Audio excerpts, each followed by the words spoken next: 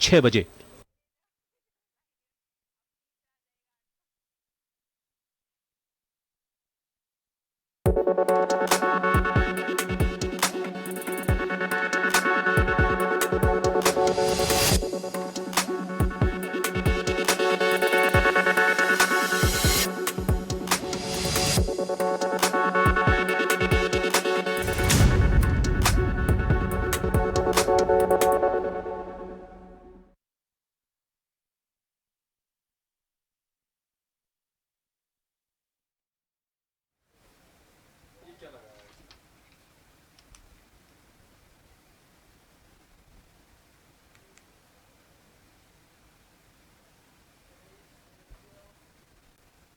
नमस्कार, आप देख रहे हैं जन टीवी। मैं प्रीति शर्मा आपके साथ। खबरों को विस्तार से भी जानेंगे, लेकिन शुरुआत करते हैं हेडलाइंस के साथ। विधानसभा मानसून सत्र को लेकर तैयारियां। स्पीकर ने बुलाई सभी दलों की बैठक। शाम 4 बजे होगी मीटिंग। 5 सितंबर से है सत्र।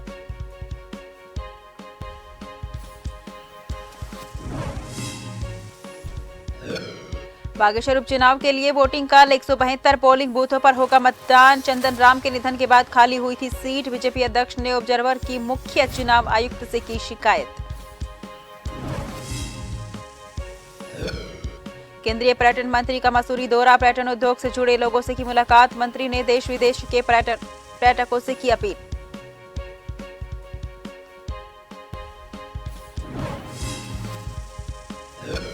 उत्तराखंड में बढ़ी डेंगू के मरीजों की संख्या। इसे देखते रक्तदान शिविर की शुरुआत। पूर्व सीएम त्रिवेंद्र रावत ने किया शुभारंभ।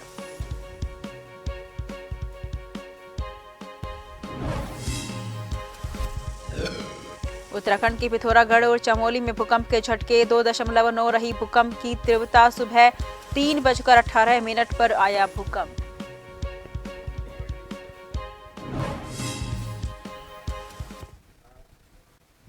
रुक करते हैं खबरों की ओर। उत्तराखंड में विधानसभा का मानसून सत्र कल से। मानसून सत्र के लिए स्पीकर ने बुलाई सर्वदलीय बैठक। मानसून सत्र को शांतिपूर्ण चलाने के लिए बनेगी सहमति। शाम 4:30 बजे होगी सर्वदलीय बैठक। विधानसभा में विधानसभा अध्यक्ष की होगी बैठक। बता दें कि शाम 4:30 बजे सर्वदलीय बैठक होगी। मानसून सत्र के लिए स्पीकर ने सर्वदलीय बैठक बुलाई है। बता दें कि मानसून सत्र शांतिपूर्ण चलाने के लिए सहमति बनाई जाएगी। कल से उत्तराखंड विधानसभा का मानसून सत्र शुरू होने वाला है, जिसको लेकर सर्वदलीय बैठक बुलाई गई है। शांतिपूर्ण तरीके से चलाने को लेकर सहमति बनाई जाएगी। शाम 4:30 बजे सर्वदलीय बैठक की जाएगी। बता दें कि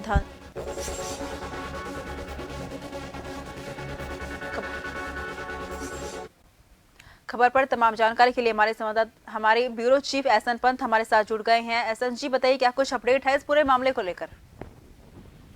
बिल्कुल, आपको बताना चाहूंगा, उत्तराखंड विधानसभा का मानसून सत्र कल से आहूत होने जा रहा है, जिसको लेकर सभी तैयारियां विधानसभा प्रशासन की ओर से, विधानसभा अध्यक्ष की ओर से पूरी करा दी गई है। और इसी कड़ी में क्योंकि विधानसभा की कार्यवाही 5 सितंबर से लेकर के 8 सितंबर तक चलनी है, ऐसे में बिना हंगामे के या बिना वक्त जाहिर किए हुए विधानसभा की कार्यवाही सुव्यवस्थित तरीके से सफल संचालन के तहत आगे बढ़ सके, इसके लिए विधानसभा अध्यक्ष ने आज शाम 4:30 बजे सर्वदलीय बैठक बुलाई है, जिसमें भारतीय जनता पार्टी के विधायक रहेंगे, कांग्रेस के विधायक रहेंगे और साथ ही साथ बीएसपी के विधायकों को भी न्योता दिया गया है। कुल मिलाकर के आज जो सर्वदलीय बैठक होगी, उसमें विधानसभा अध्यक्ष की तरफ से एक पेशकश की जाएगी कि सफल संचालन उत्तराखंड में इस बार मानसून सत्र में किया जाएगा, ताकि विपक्ष भी विधानसभा अध्यक्ष का साथ दे, सत्ता पक्ष भी साथ दे और बीएसपी भी साथ दे। यानी कुल मिलाकर के विपक्ष जब सवाल पूछे तो सरकार उसका सही तरीके से जवाब सदन के पटल पर दे। और इसके अलावा केवल हंगामे के लिए सदन की कार्यवाही को स्थगित करने की जो रणनीति विपक्ष की ओर से बनाई जाती है, तमाम विधायकों की ओर से अनुपूरक के अलावा जो प्रश्नकाल के दरमियान की जाती है, उसको लेकर के एक बीच का एक रास्ता निकालते हुए सफल संचालन करने की एक कोशिश की जाएगी। इसी कड़ी में 4:30 बजे शाम को ये महत्वपूर्ण सर्वदलीय बैठक आहूत की गई है। इसके साथ ही साथ क्योंकि आज कार्य मंत्रणा समिति की बैठक भी होनी है, कांग्रेस विधानमंडल दल की बैठक होनी है, बीजेपी विधानमंडल दल की बैठक होनी है, ताकि कल जब विधानसभा का सत्र आहूत किया जाएगा तो इस सत्र के दरमियान विपक्ष किन किन मुद्दों को लेकर सरकार को घेरने का काम करेगा, सरकार की तरफ से कौन उस पर जवाब देगा, किस विधायक के सवाल प्रश्नकाल के दरमियान लगे गए हैं। यानी अभी तक अगर हम बात करें तो 600 से अधिक प्रश्न विधायकों की ओर से अपनी जनता के लिए या जनप्रतिनिधि के तौर पर क्षेत्र की समस्याओं से संबंधित विभागीय सवालात लगाए गए हैं, जिन पर उत्तराखंड सरकार के कैबिनेट मंत्रियों को जवाब देना है। इसके लिए संसदीय कार्य मंत्री ने भी पूरी तैयारी कर रखी है और विपक्ष भी लगातार पूरे तरीके से तैयार है कि कैसे सरकार को घेरा जाएगा, किन किन मुद्दों पर जवाब दिया जाएगा। और इस बार के जो सदन की कार्रवाई होने वाली है उसमें अनुपूरक बजट भी 11,000 करोड़ से अधिक का लाया जाएगा। साथ ही साथ कुछ विधेयक भी है जो सदन के पटल पर पारित कराए जाएंगे, यानी विधानसभा में हंगामे के आसार भी रहेंगे। इसी के आसार को देखते हुए मद्देनजर विधानसभा अध्यक्ष ने सर्वदलीय बैठक बुलाई है ताकि बिना हंगामे के जो विधानसभा का मानसून सत्र है इसकी सफल कार्रवाई संचालन की जा सके। एसएन जी, खबर पर तमाम जानकारी के लिए बहुत बहुत शुक्रिया।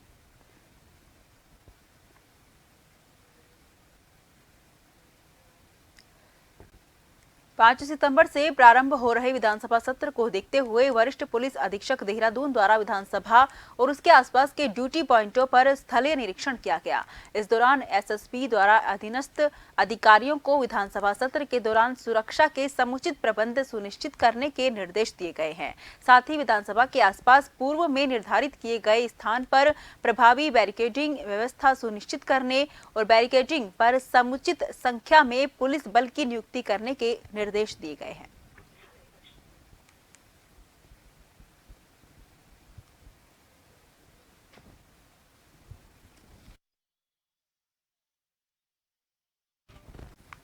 बागेश्वर उपचुनाव में चुनाव प्रचार के बाद ग्वालदम लौटे बीजेपी प्रदेश अध्यक्ष महेंद्र भट्ट ने मीडिया से मुखातिब होते हुए कहा कि बागेश्वर उपचुनाव में बीजेपी प्रत्याशी पार्वती दास एक तरफा चुनाव जीत रही है। बीजेपी प्रदेश अध्यक्ष महेंद्र भट्ट और मुख्यमंत्री पुष्कर सिंह धामी रविवार शाम बागेश्वर में चुनाव प्रचार थमने के बाद ग्वालदम लौट आए थे।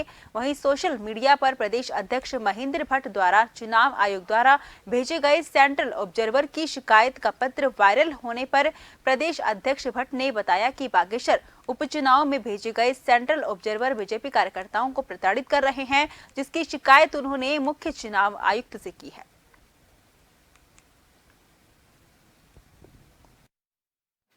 जो मुख्य परीक्षक आए हैं वो मुझे लगता है कि बिहार सरकार में सर्विस करते हैं और एक प्रकार से उनकी जो गतिविधियां हैं वो संदेहास्पद है।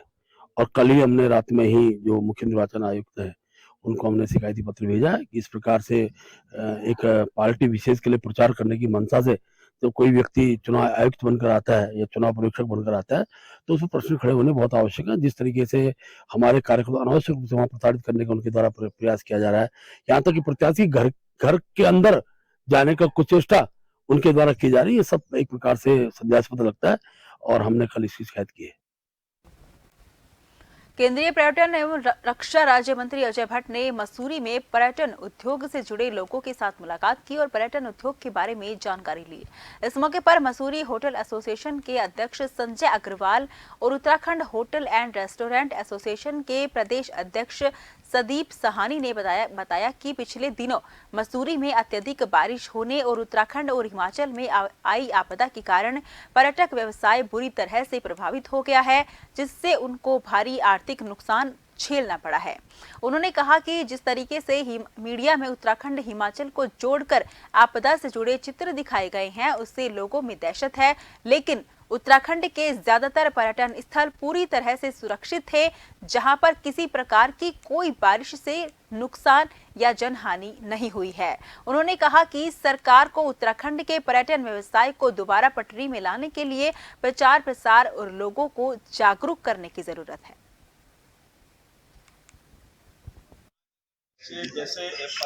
मैं प्रदेश और देश की जनता को ये बताना चाहता हूँ कि अब स्थितियाँ सामान्य हैं। उत्तराखंड में तो जहाँ मैंने देखा है कि हरिद्वार है, ऋषिकेश है, मसूरी है, नैनीताल है, रानीखेत है और चौपता है, कॉर्बेट है, ये तमाम चीज़ें हैं, पिथौरागढ़ हैं।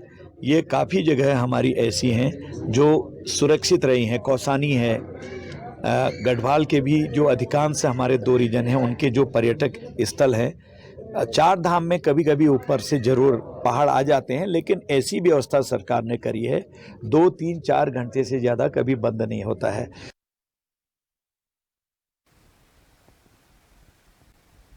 सरकार इन्वेस्टर समिट के लिए युद्ध स्तर पर तैयारियां कर रही है। ऐसे में कांग्रेस सरकार के इन्वेस्टर समिट पर सवाल खड़े कर रही है।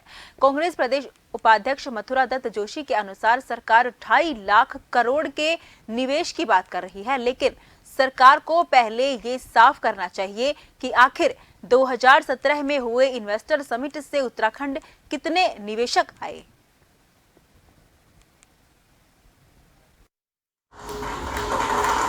कितना काम आपने उसमें किया, कितनी इंडस्ट्री आपकी उसमें लगी, कितने इंडस्ट्रिस्ट यहाँ पर आए, कितने लोगों को रोजगार मिला, पर कैपिटा इनकम में कितनी बढ़ोतरी हुई, इस चीज़ की तरफ तो सरकार का ध्यान ही नहीं है। सरकार तो इवेंट आयोजित करने में मस्त है। एक इवेंट ये भी आयोजित करेंगे, 250 करोड़ के लगभग की बात कर रहे हैं वो, लेकिन कितना उसमें से आप धरातल में उतार पाएंगे ये देखने की। हल्द्वानी पहुंचे पूर्व मुख्यमंत्री हरीश रावत ने राज्य सरकार पर जमकर निशाना साधा। अतिक्रमण के नाम पर पहाड़ के लोगों को उजाड़ने का आरोप लगाते हुए हरीश रावत ने कहा कि वन पंचायत के अधिकारी में भी वन विभाग द्वारा अतिक्रमण किया जा रहा है और हाईकोर्ट में सरकार लोगों का सही पक्ष भी नहीं ले पा रही है। यही वजह है कि अब लोगों के सामने बड़ी मुसीबत खड़ी हो गई है। हरीश रावत ने मुख्यमंत्री पुष्कर सिंह धामी से अपील करते हुए तत्काल चिन्हीकरण रोकने की मांग की है। उन्होंने कहा कि लोगों को अतिक्रमण से राहत दिलाई जाए, नहीं तो इसका खामियाजा सरकार को भुगतना पड़ेगा।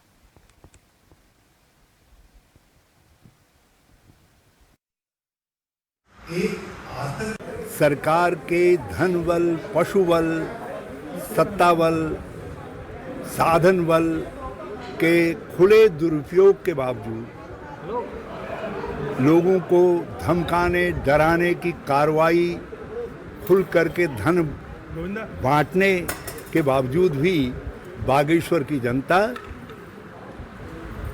परिवर्तन के लिए वोट कर रही है, कांग्रेस को भी। बीते दिन सीएम धामी की अध्यक्षता में हुई कैबिनेट बैठक में आंदोलनकारियों और उनके आश्रितों को सरकार ने बड़ी सौगात दी है। धामी मंत्रिमंडल में आंदोलनकारियों और उनके आश्रितों को सरकारी नौकरी में 10% क्षैतिज आरक्षण के प्रस्ताव पर मुहर लगाई है। इस पर धर्मपुर से बीजेपी विधायक विनोद चमोली का कहना है कि मुझे आशा है कि राज्यपाल के पास फाइल जाने के बाद उस पर मुहर लग जाएगी।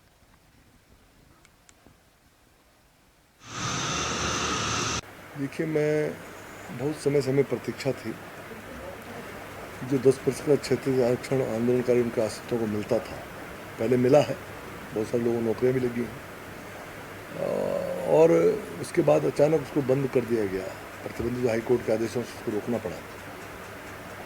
समय समय पर प्रयास हुए, हरीश रावत जी की सरकार में प्रयास हुआ, उसके बाद की तमाम सरकारों ने प्रयास किया और इसका प्रस्ताव राज्यपाल के यहाँ गया, लेकिन कुछ न कुछ उसमें त्रुटियां रही होंगी संभवतः, जिसके कारण वो स्वीकृत नहीं हो पाया। फिर से सरकार ने उसको पूरा अध्ययन करा के और जो उसमें खामियां थी उनको ठीक करते हुए कैबिनेट से को क्लियरेंस दिया है और अभी 5 तारीख से विधानसभा शुरू हो रही है, तो विधानसभा में उसको क्लियरेंस मिल जाएगा। तो मुझे ऐसा लगता है कि इस बार राज्यपाल के यहाँ से स्वीकृति मिल जानी चाहिए और एक कानून बन जाना चाहिए, इसका लाभ लोगों को। खबरों का सिलसिला जारी रहेगा, फिलहाल लेते हैं छोटा सा ब्रेक।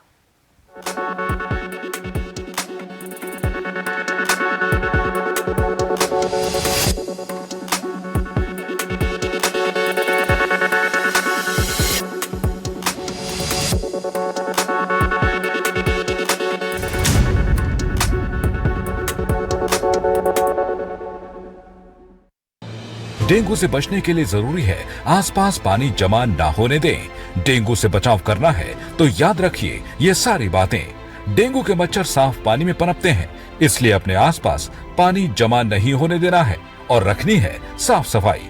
पानी की टंकी व जल संचय के बर्तनों को रखना है ढककर। सभी गुलदस्तों, गमलों, पानी के बर्तनों, कूलर का पानी सप्ताह में एक बार पूरी तरह से खाली कर दें और सुखाकर फिर से पानी भरें। प्रयोग में न आने वाले खाली बर्तन, बोतल, डब्बे, टायर, नारियल के खोल जैसी चीजें इधर उधर ना फेंके। इनमें जमा हो सकता है बारिश का पानी और पनप सकते हैं डेंगू के मच्छर। मच्छरों से बचने के लिए ऐसे कपड़े पहने जो शरीर को ज्यादा से ज्यादा ढके। मच्छरदानी का इस्तेमाल करें। बिना चिकित्सकीय सलाह के कोई भी दवा न ले। नमस्कार।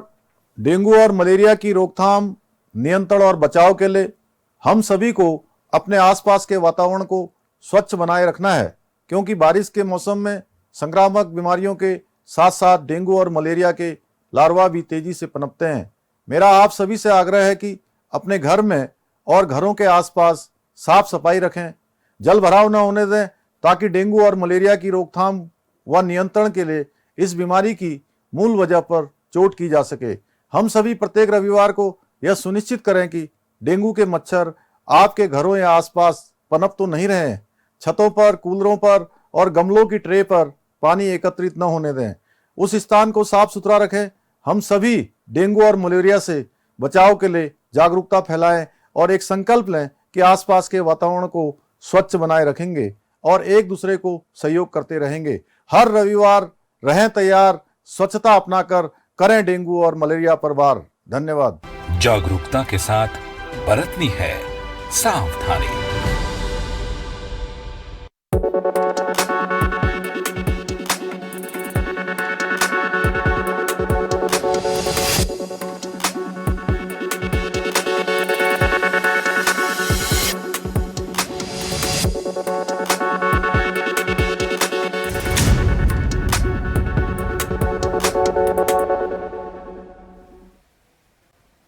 ब्रेक के बाद फिर से आपका स्वागत है। रुक करते हैं खबरों की ओर। उत्तराखंड किसान यूनियन की महापंचायत आज बता दें कि रुड़की के एसडीएम चौक के पास पंचायत का आयोजन। 4 सूत्रीय मांगों को लेकर पंचायत का आयोजन। किसानों की बिजली और गन्ना भुगतान संबंधित मांग प्रमुख हरिद्वार से 1000 से अधिक ट्रैक्टर ट्रोलियां लेकर पहुंचेंगे किसान। करीब 4000 किसान महापंचायत में होंगे शामिल। महापंचायत से पहले निकाली जाएगी किसानों की रैली। प्रशासन ने रैली से पहले स्कूलों को बंद करने के दिए निर्देश। पुलिस और पीएससी बल रहेगा तैनात। आप महापंचायत से पहले किसानों की रैली निकाली जाएगी। बता दें कि उत्तराखंड में किसान यूनियन की महापंचायत है आज। इसमें रुड़की के एसडीएम चौक के पास इस पंचायत का आयोजन किया जाएगा। 4 सूत्रीय मांगों को लेकर पंचायत का आयोजन किया जाएगा।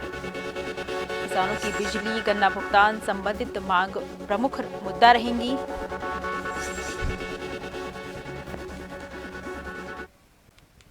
वहीं देहरादून में आम आदमी पार्टी के उत्तराखंड प्रभारी वरिंदर गोयल और सह प्रभारी रोहित मेहरोलिया ने उत्तराखंड के कार्यकारिणी की बैठक ली। बैठक में उन तमाम पहलुओं पर चर्चा की गई जिनसे उत्तराखंड में आम आदमी पार्टी को मजबूती मिल सकती है। पार्टी को मजबूत करने के लिए कार्यकर्ताओं से उनके सुझाव भी लिए गए। बताते चले कि आम आदमी पार्टी के पास उत्तराखंड में इस वक्त कोई भी प्रदेश अध्यक्ष नहीं है। प्रदेश अध्यक्ष किसे बनाया जाए, इस पर भी चर्चा की गई है। बता दें कि आम आदमी पार्टी के प्रदेश संगठन समन्वयक ज्योत सिंह बिष्ट ने बताया कि इस बारे में हाईकमान से बात की जाएगी और 2 से 3 महीने के अंदर प्रदेश अध्यक्ष का भी चयन किया जाएगा। आज काफी समय बाद प्रदेश के प्रभारी श्री वरिंदर कुमार गोयल जी और सह प्रभारी रोहित मेहरोलिया जी उत्तराखंड के दौरे पर देहरादून पधारे हैं और उन्होंने कार्यकर्ताओं और पदाधिकारियों के नस टटोलने के लिए और उनमें जोश भरने के लिए आज की बैठक बहुत ही महत्वपूर्ण है। कैसे हम प्रत्येक बूथ तक पहुंचे, कैसे हम जो सोए हुए हमारे कार्यकर्ता हैं, जो चुनाव से थके हुए कार्यकर्ता हैं, जो निराशा में डूबे कार्यकर्ता हैं, उनको कैसे उनमें ऊर्जा का संचार किया जाए, इसको लेकर के भी ये बैठक बहुत महत्वपूर्ण है। पार्टी ने पूरे प्रदेश में कुमाऊं के 6 जिलों में हमने जुलाई के महीने और आज गढ़वाल मंडल के जिलों में वॉलंटियर मैपिंग का काम किया और मैंने उसके बाद जैसे बताया कि मेंबरशिप का काम चलेगा। तो ये 1.5 से 2 महीने का प्रोसेस है जिसको पूरा करके, क्योंकि अब हम राष्ट्रीय पार्टी बन गए हैं तो एक सिस्टम है, हमको पार्टी संगठन के चुनाव का ब्यौरा भारत निर्वाचन आयोग को भी देना होता है। तो उस प्रोसेस को पूरा करने के बाद निश्चित रूप से पार्टी का नेतृत्व तो यहाँ पर प्रदेश अध्यक्ष की मनोनयन करके जिम्मेदारी सौंपेंगे। तो हम सब लोग उस प्रोसेस को पूरा करेंगे तभी ये काम पूरा होगा। हल्द्वानी विधायक सुमित हृदयेश ने 1 करोड़ से अधिक की लागत से बनी 4 सड़कों का लोकार्पण किया है।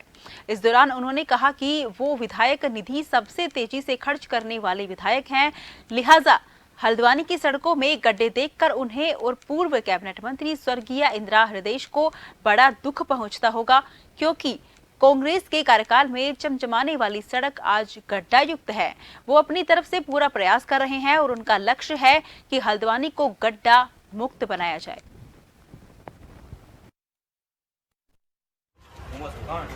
चार आज उद्घाटन है, जिसमें से 2 खनन न्यास के मद से हैं और 2 विधायक निधि के हैं। अब आप जानते हैं विधायक निधि सबसे पहले खर्च करने वाला विधायक भी मैं पूरे प्रदेश में था, तो अभी कई सारे लोकार्पण होंगे। लेकिन राज्य सरकार को जो दायित्व निभाना चाहिए, जो संरक्षण देना चाहिए और जो विकास के प्रति सोच होनी चाहिए, कहीं ना कहीं उसमें कमी पाई जा रही है। और गड्ढा युक्त सड़कों की आदत हल्द्वानी वासियों को नहीं है, इसलिए बेहद आज कहीं माताजी जहाँ पे भी होंगी उनकी आत्मा में अवश्य कष्ट होगा। तो अवश्य अभी सत्र भी आने वाला है, इस विषय पे गंभीर तरीके से हम प्रश्न भी उठाएंगे।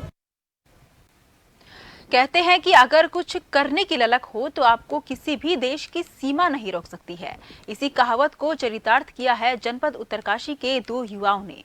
ये युवा न्यूजीलैंड में 5 स्टार होटल में बतौर सेफ काम कर रहे थे, लेकिन प्रधानमंत्री नरेंद्र मोदी के लोकल फॉर वोकल प्रोग्राम से प्रेरित होकर उन्होंने विलुप्त हो रहे पारंपरिक गढ़वाली फूड को बचाने की नई पहल शुरू की है।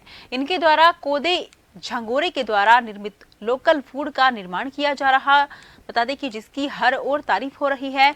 इन युवाओं का कहना है कि चाइनीज फूड की जगह पर पहाड़ी अनाजों से निर्मित सामग्री को जनपद में आने वाली पर्यटकों और स्थानीय लोगों के बीच लाया गया, जिससे स्थानीय काश्तकारों को भी बड़ा फायदा होगा और उत्तराखंड के पारंपरिक भोजन पूरे विश्व में फेमस होगा।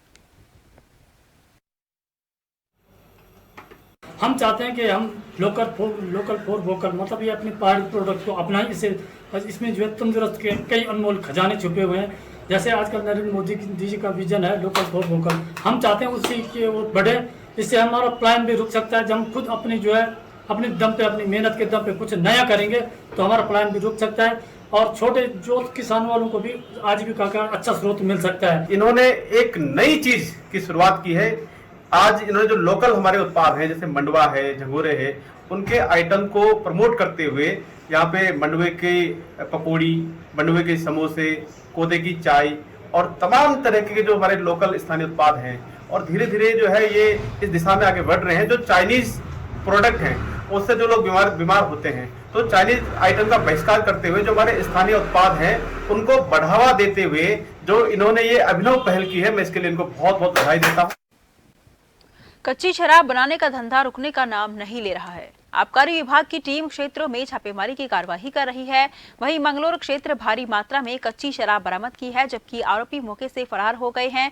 साथ ही मुखबिर की सूचना पर आबकारी की टीम ने नहर पटरी के किनारे छापेमारी की, जिसमें 200 किलो लहन बरामद हुआ, जिसे मौके पर ही नष्ट किया गया, जबकि 50 लीटर कच्ची शराब भी बरामद हुई है। शराब माफिया लोगों की जिंदगी के साथ खिलवाड़ कर रहे हैं, जबकि 2019 में हुए शराब कांड के बाद से भी लोग सबक नहीं ले रहे हैं।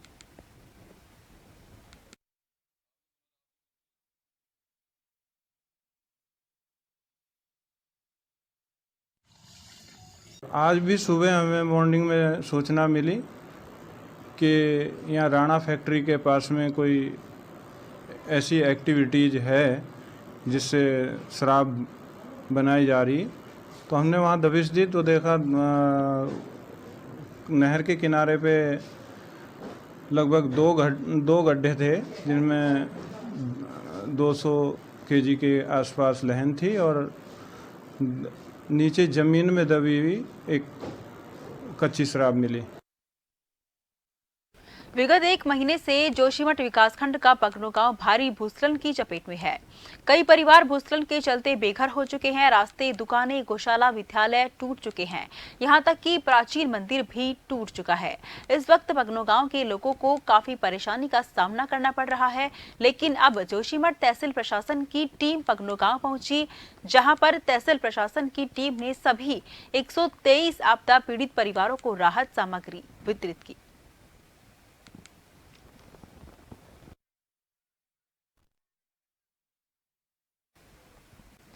देहरादून के विकास नगर क्षेत्र में एक वीडियो काफी वायरल हो रहा है, जिसमें एक युवक आत्महत्या करने से पहले अपनी आपबीती वीडियो बनाया। बता दें कि इस वीडियो में साफ तौर पर ये नजर आ रहा है कि युवक शक्ति नहर के किनारे खड़ा है और आत्महत्या करने वाला है। इस वीडियो के वायरल होते ही पुलिस अलर्ट मोड पर आ गई थी, लेकिन उस युवक को बचा नहीं पाई।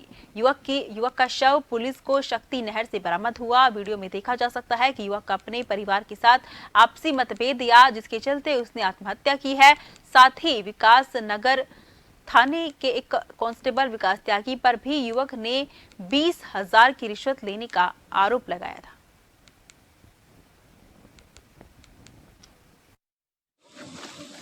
इस प्रकरण में मृतक की धर्मपत्नी कमल के लिखित तहरीर के आधार पर थाना विकास नगर में 306 IPC के तहत मामला पंजीकृत कर लिया गया है और मामले में विवेचना गतिमान है। उसमें वीडियो में एक हमारे कांस्टेबल विकास त्यागी के विरुद्ध भी कुछ टिप्पणियां की गई हैं और उन कांस्टेबल को तत्काल प्रभाव से मेरे द्वारा पुलिस लाइन देहरादून में लाइन हाजिर कर लिया गया है।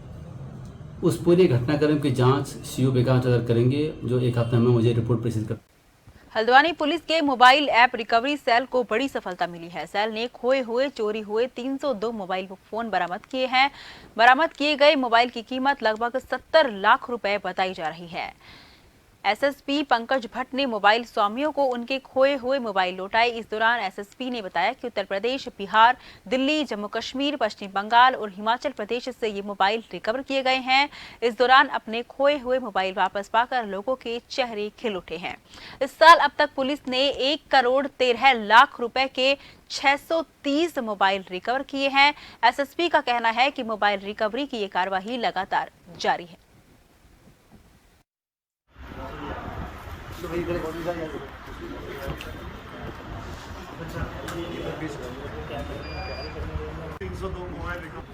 कुछ कीमत है इसकी? इस बार 4 महीनों में विगत 4 महीनों में 302 मोबाइल रिकवर किए गए हैं, जिनकी कॉस्ट 70,44,000 रुपया टोटल है और इस साल 1 करोड़ 13 लाख के अभी तक मोबाइल रिकवर हो चुके हैं। इसमें पश्चिम बंगाल, तेलंगाना, आंध्र प्रदेश, हरियाणा, हिमाचल, इधर से भी काफ़ी संख्या में मोबाइल रिकवर करके लाए गए हैं। टीम द्वारा जो उत्कृष्ट कार्य किया गया इसके लिए मेरी तरफ से। फिलहाल के लिए मुझे दीजिए इजाजत। देश भर की तमाम खबरों के लिए आप लगातार देखते रहिए जन टीवी, क्योंकि हम हैं जन जन की आवाज़।